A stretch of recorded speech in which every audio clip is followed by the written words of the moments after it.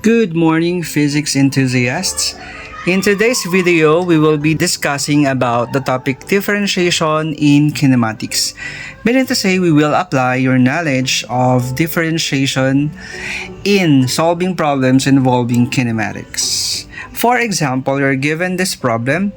The position of a particle is given by the equation x as a function of time is equal to 19 minus 5t plus 0.5 t cubed. And then you were asked to solve for the velocity at t equal to 5 seconds and the acceleration at t equal to 5 seconds. Meaning to say, you are going to solve for the instantaneous velocity since the time period is specified, as well as the instantaneous acceleration. Now, if you are going to recall the four kinematic equations, none of those equations will help you solve this particular problem. Right? Simply because instead of using the four kinematic equations, we will be using differential calculus, specifically derivatives, in solving this problem. Okay? And more specifically, based on the equation, dalawang rule yung magagamit natin dito sa pag-solve nitong problem na to. The first one is the derivative of a constant. So let's recall first. Let's recall the derivative of any constant is always equal to, very good, 0. So, laging 0 ang derivative ng kahit anong constant. And another one is the derivative of a variable with an exponent, or in other words, the power rule. Say for example, x to the n power. Alright, so this becomes n times x and then raised to n minus 1. Okay, so now let us try to solve this particular problem. Alright, so for letter A, for part A of the problem, we are asked to solve for the instantaneous velocity. And in physics, you can get the instantaneous velocity by taking the first derivative of the given function. Alright, so in this case, let's take the first derivative of the function, the function 19 minus 5t plus 0.5 t cubed. This is 19. Alright, so it's like saying you are taking the first derivative of 19 minus the first derivative of 5t and the first derivative of 0.5 t cubed. Alright, so next we apply the derivative of a constant, the rule for the first term. So this becomes 0 minus applying the power rule in this pattern to the second and the third term. We will have the exponent of this is 1 times 5 times t raised to 1 minus 1, right, plus 3 times 0.5 times t 3 minus 1.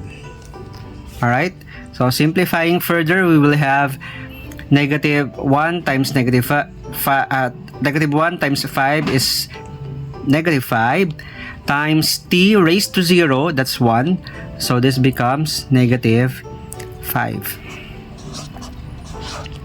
Okay, plus We will have 3 times 0.5. We will have 1.5. 1.5 t squared. So, in other words, our instantaneous velocity is -5 plus 1.5 t squared. And to get the magnitude of the instantaneous velocity, we simply substitute the value of time. In this case, it's 5 seconds. So we will have -5 plus 1.5 of 5 squared. So what will be our answer? So using the calculator, of course, we will have 5 squared times 1.5 is 37.5 minus 5. So the answer will be 32. 32, sorry, ay sumulat, 0.5 meters per second as our instantaneous velocity. Okay? So, sige nga, what if the time given is 3 seconds? What will be our instantaneous velocity? Paki-comment nyo nga dyan sa comment section.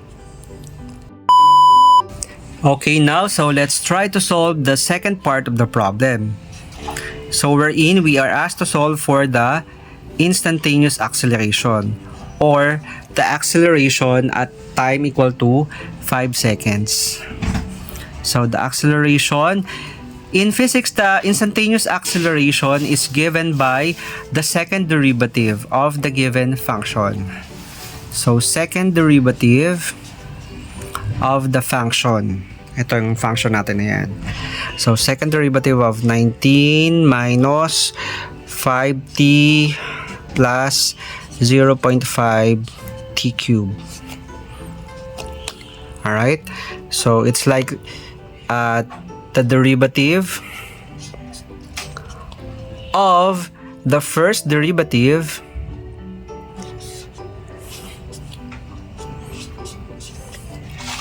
of the function 19 minus 5t plus 0.5 t cubed. So, di ba nakuha natin yung sagot sa first derivative kanina ay yung sagot dito ay sorry. This is 0, tapos minus 5 plus 3 times 0.5, that's 1.5 rather, t squared. So ito yung ating first derivative, and then we will take the second derivative of that. We will take the derivative of our first derivative.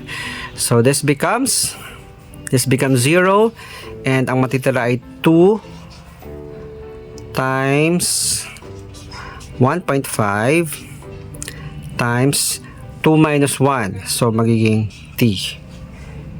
So in other words 2 times 1.5 is equal to 3 times t. Substituting the given value of time, we will have 3 times 5. So therefore our acceleration is 15 meters per square seconds. This is our acceleration in this particular problem. Okay? So, i-box ko lang.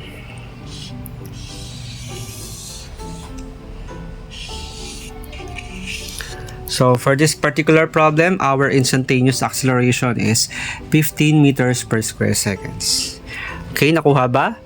Sige nga, try nyo nga i-compute ang instantaneous acceleration at time equal to 3 seconds. Please comment down below yung mga sagot ninyo. At tingnan natin kung tama. Okay? So I hope na mayroon kayong natutunan in this video. So with that, goodbye and thank you.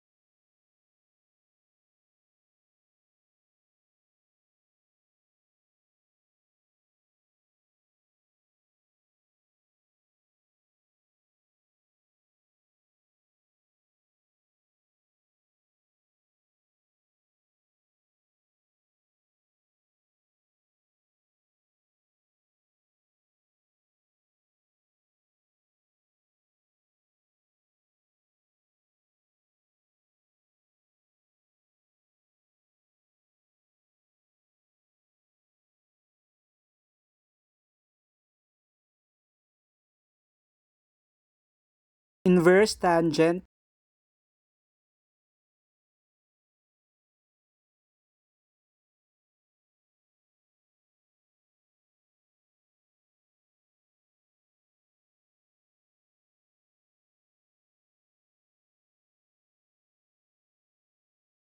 inverse tangent,